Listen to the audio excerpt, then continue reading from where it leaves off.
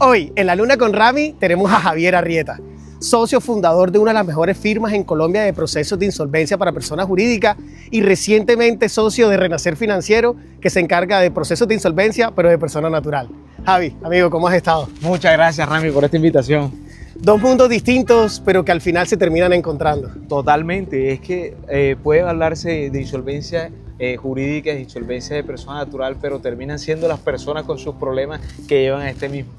Bueno, amigo, bienvenido. Vámonos. ¡Vamos! Sabes que los procesos de insolvencia en Colombia pues tiene cada uno su régimen, tanto para persona natural como para personas jurídicas. A tu parecer, ¿te parece de que esté bien ese diseño legal o deberías encarnar tanto a persona jurídica como a persona natural en una misma ley? No, creo que ese sí, o sea, como tal, a pesar de que la ley 1116 rige como tal toda la normativa de insolvencia del país, es bueno que se haga diferenciación entre lo que es una persona jurídica y lo que termina siendo una persona natural, ya que la persona natural tiene otras problemáticas, otros problemas que no se solucionan de la misma manera que se solucionaría en la ley 1116. Entonces me parece adecuado que la 2445, ahora en su reforma del 2025, da esa agilidad y todo eso que necesita la persona natural como tal, a diferencia de una insolvencia jurídica. Si tendrías que buscar una norma de persona natural que le sirviera a la perfección a la persona jurídica, y de la persona jurídica también te llevarías una norma para implementarla en persona natural, ¿cuáles serían esas normas? Es interesante porque en realidad sí son como complementarias, terminan siendo, porque en la ley 1116, a pesar de una ley bastante uniforme, amplia y explícita, queda faltando un poquito más de agilidad, ya que tú radicas una solicitud y a veces las empresas necesitan entrar inmediatamente y demoran admisiones entre un mes, 2 meses, 3 meses, dependiendo de la intendencia. Cambio en la 2445, que se hace por centro de conciliación y notaría, vemos efectos que entran autos de admisión a los 5, 10 días, 15 días máximo. Este tipo de insolvencias necesitan eso, necesitan agilidad, y creo que eso traería de la 2445 a la 1116. ¿Y al revés? Yo creería que le prestara de la 1116 tal vez lo robusto que es en el sentido jurídico, porque en la 2445, al ser la notaría y el operador, un auxiliar de la justicia, el que hace todo el acto jurídico, queda faltando un poquito de legalidad a los ojos de alrededores, que piensan que estos procesos no son serios y tienden a repetirse, no respetan los juzgados los términos de suspensiones, la persona que les paga a esa persona natural que está en insolvencia termina siendo caso omiso de ese auto de admisión. Entonces de pronto esa robustez jurídica que tiene la 1116 creo que se la podría prestar de cierta manera a la 2445. Si te preguntara cuáles son los red flags o los síntomas que una empresa empieza a vivir en momentos previos, y cuáles serían esos 3 que tú dices, uy, yo tengo que prestarle atención a mis deudas y ver esto como realmente una opción. Sí, hay unos que yo creo que se confunden incluso con aspectos positivos de la compañía y me quiero basar en eso. En primera instancia, yo creo que cuando creces demasiado es una red flag para ti de que estás casi para una insolvencia, porque un crecimiento sin organización, un crecimiento desmedido y solamente obedece a un aumento en la demanda del momento, es complicado para la organización porque no está preparada para esos cambios. Pasa mucho de que empresas que crecen muy rápido abren 3, 4 puntos rápidamente, en meses o en años están pensando ya en una insolvencia porque la caja no termina, esos ingresos nuevos no terminan pagando los gastos y costos que obedecen y terminan en crisis muy profundas.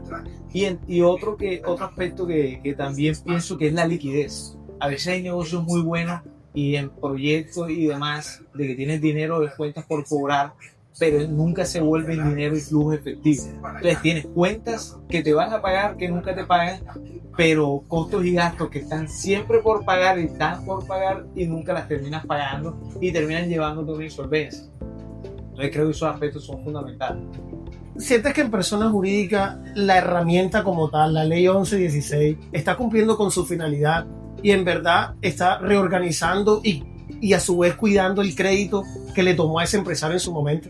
Yo soy uno de los convencidos a través de la firma de que el artículo 1 de la ley, que precisamente acaba de decir todo lo que tú me preguntas, sí se cumple. sino que como toda ley, yo pienso que la ley como tal no es lo que esté mal redactado, sino que nosotros como asesores y muchos deudores lastimosamente utilizan esta ley para lo que no sirve, porque en la experiencia que hemos tenido en diferentes sectores, en estos 14 años que tenemos como compañía, hemos tratado precisamente eso. Uno, la protección del crédito para el acreedor, pero dos, y más importante en mi concepto, es esa protección a la empresa generadora de empleo y de riqueza que puede dinamizar la economía. Entonces, teniendo estos dos preceptos claros, la ley obviamente sirve para lo que fue hecho. Ya está, obviamente, como quien dice, la ley para el que lo dice mal, obviamente queda faltándole siempre, y yo creo que se ha popularizado esa idea de que la ley se utiliza para eso y es totalmente incorrecto, porque muchas empresas que con testimonio lo pueden dar, esta ley les ha salvado su vida y a los empleados que hay detrás les ha salvado su empleo. Conocemos de antemano de que es una ley que otorga muchísimos beneficios. Obviamente lo que busca es mejorar la situación financiera del tema de la empresa, pero en tu experiencia y alrededor de todos estos años atendiendo clientes, ¿cuáles cambios ves después de que llevan un proceso como debe ser y llegan a un acuerdo de pago? ¿Cuáles son los cambios que ves significativos? No son únicamente en tema de números, sino en todo como sus políticas y posicionamiento de la empresa. Sí, yo creo que el ejercicio de la reorganización empresarial es muy bonito en el sentido de que el empresario se da por primera vez cuenta de que la empresa tiene unos procesos transversales que nunca había mirado. A mí me sorprende que muchos empresarios ni siquiera saben que es un libro accionista, un libro de actas, y llega ese momento que es la crisis y la reorganización, y es cuando se van a dar cuenta y conocen verdaderamente su empresa. Yo creo que eso es un plus grande que tiene la reorganización, que termina dándole al empresario, que termina de conocer su empresa, que antes, cuando estaba en el éxito, entre comillas, ni siquiera conocía cómo eran los procesos, ni siquiera conocía quién hacía las cosas directamente, y este es el momento que el empresario se mete nuevamente en esa empresa y le toca pivotear hasta que esa empresa sea viable como lo pide la ley para que haya una reorganización. Entonces yo creo que eso es lo que se lleva al empresario, una empresa literalmente que conoce, que otra vez transforma y que a través de la reorganización se vuelve viable en el tiempo. Hace poco tuvimos un cliente y nos comentaba eso, que cuando se acercaban las reuniones iba con un equipo de trabajo de 8 personas porque no sabía ni siquiera en qué carpeta del computador se encontraba esa información. Y hay muchas veces es la mentira de la venta. De cómo estás vendiendo, todo está por cubrirse. Exactamente. Sí, es que vemos a veces vemos lo negativo es solamente de la empresa que no vende, que no hace, y esa es la que se quiebra, pero eso es una mentira. A veces tú estás en lo que crees que eres súper exitoso, vendiendo lo que no has vendido nunca, con un margen del 50% año anterior, pero cuando vas a un estado de resultado real te das cuenta que incluso estás perdiendo dinero.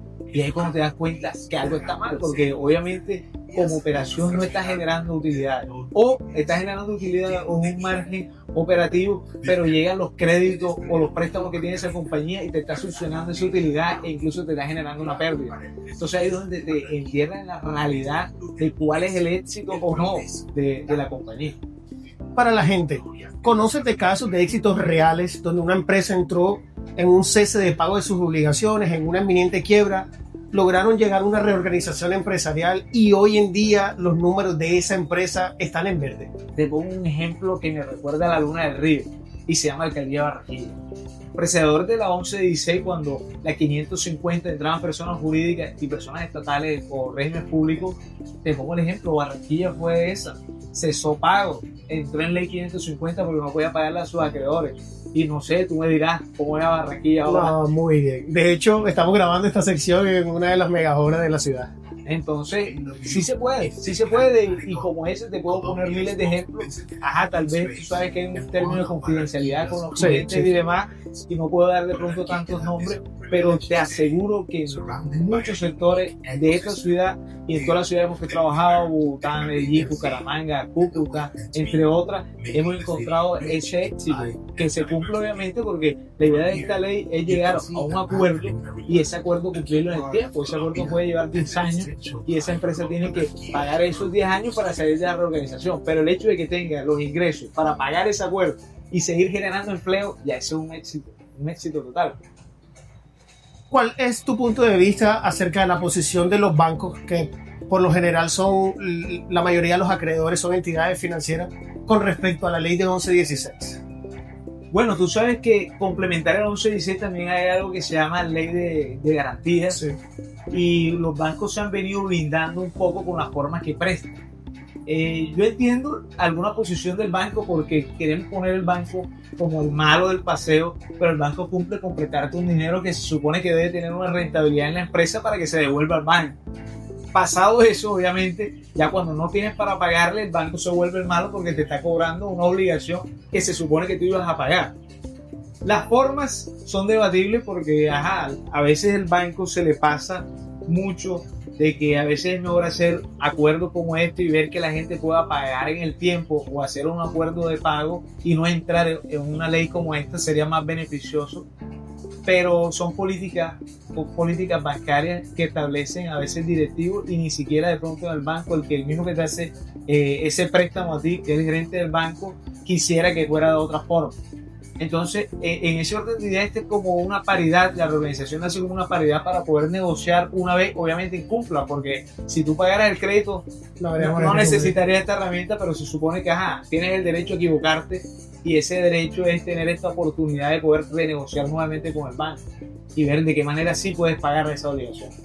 Para terminar, amigo, sabemos de que obviamente la finalidad principal pues hacer una reestructuración o tratar de llevar una liquidación en proceso. Pero si sacando ese tipo de privilegios como tal, cuando realmente el empresario no necesita esta opción, sino que de pronto debería buscar otras formas de financiamiento distintas para poder salir del problema en que se encuentra. Sí, esa línea, yo creo que esa línea es muy delgada, porque todo va a depender de cuándo te das cuenta que la necesitas.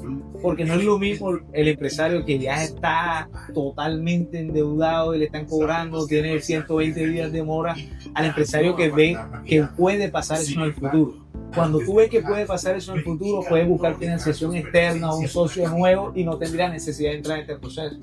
Entonces ahí va a determinar cada caso para análisis, obviamente, y ver cada uno cómo se le puede ayudar a través de las firmas.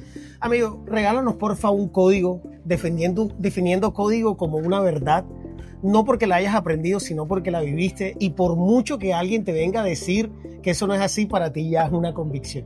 ¿Qué código nos podrías regalar?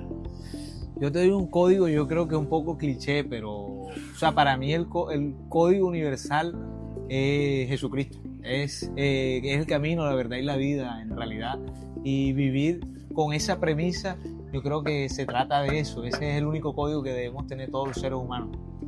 Y para terminar, si el día de hoy tuvieras que agradecer a alguien, sabiendo lo importante que es para todo lo que hemos estado viviendo de reorganizarse, de liquidarse, de todas las opciones que tenemos, el agradecimiento sigue siendo algo primordial.